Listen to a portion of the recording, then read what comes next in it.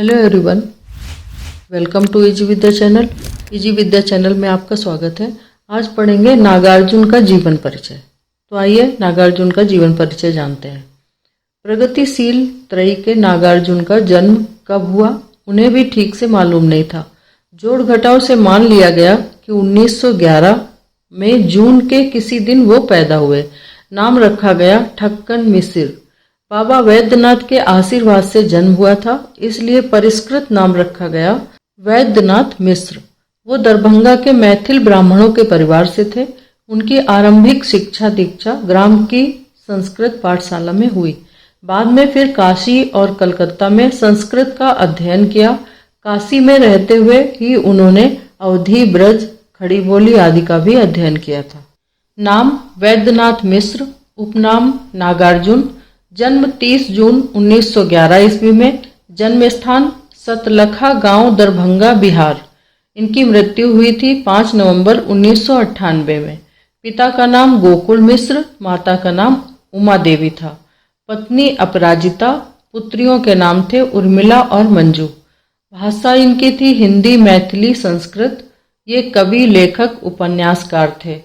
साहित्य अकादमी पुरस्कार 1969 ईस्वी में मैथिली भाषा में लिखित पत्रहीन नग्नगांच के लिए मिला था। भारत भारती सम्मान इन्हें उत्तर प्रदेश हिंदी संस्थान लखनऊ द्वारा मिला। अब जानते हैं इनकी रचनाएं।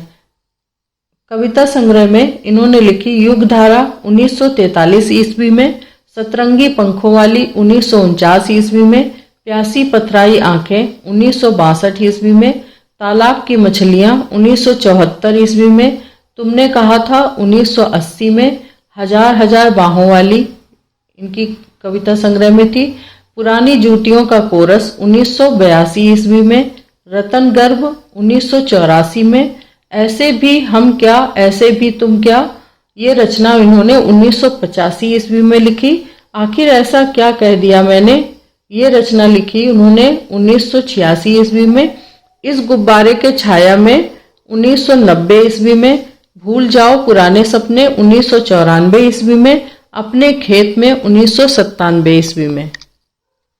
इनके उपन्यास हैं रतिनाथ की चाची 1938 ईस्वी में, बलचनमा 1942 ईस्वी में, नई पौध 1943 ईस्वी में, बाबा बटेश्वर नाथ 1954 ईस्वी में, वरुण के बेटे 1947 ईस्वी में, दुखमोचन 1947 ईस्वी में, कुंभी पार्क 1960 में, चंपा कुंभी पार्क 1972 ईस्वी में, हीरक जयंती 1962 ईस्वी में, उग्रतारा 1963 ईस्वी में, इमरतिया 1968 में, गरीबदास 1971 में।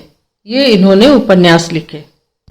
इन्होंने संस्मरण लिखा एक व्यक्ति एक योग 1963 ईस्वी में, कहानी संग्रह आसमान में चंदा तेरे 1962 ईस्वी में, आलेख संग्रह अन्नहीनम क्रियाहीनम 1983 ईस्वी में, बम भोलेनाथ 1989 ईस्वी में।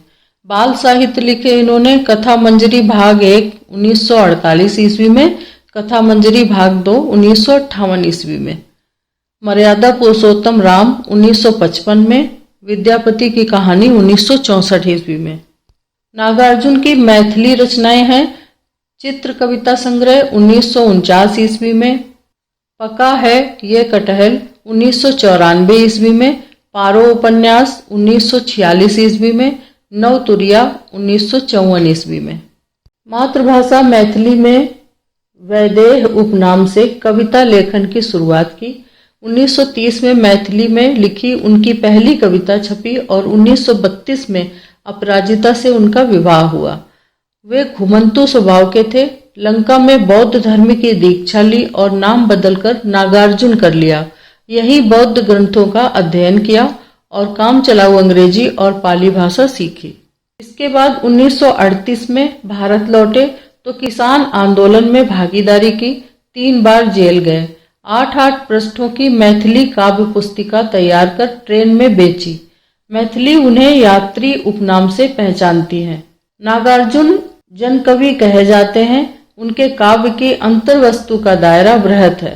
सामंती व्यवस्था और सोच जीवन की विसंगतियां और अंतर्विरोध, राजनीतिक व्यंग, निजी जीवन प्रसंग, प्रकृति चित्रण जैसे तमाम विषय उनकी कविताओं में उतरे हैं।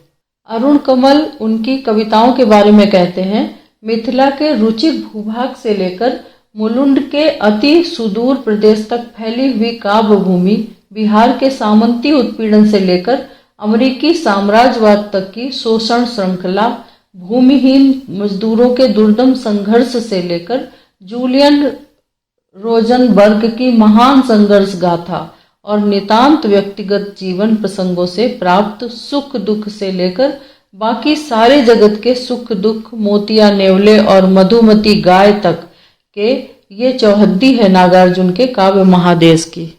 राजनीतिक और समकालीन संवाद की अपनी चर्चित कविताओं में उन्होंने व्यंग को हथियार की तरह इस्तेमाल किया है।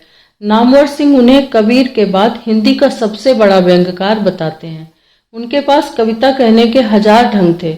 उनकी भाषा भी अपनी तेवर बदलती रहती है। नागार्जुन ने मैथिली, संस्कृत और हिंदी में काव्य रचना के अलावा उपन्यास, कहानी, निबंध भी लिखे हैं। उन्होंने अनुवाद विधा में भी योगदान किया है।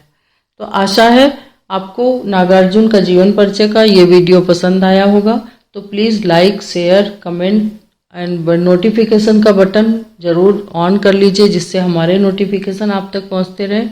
धन्यवाद।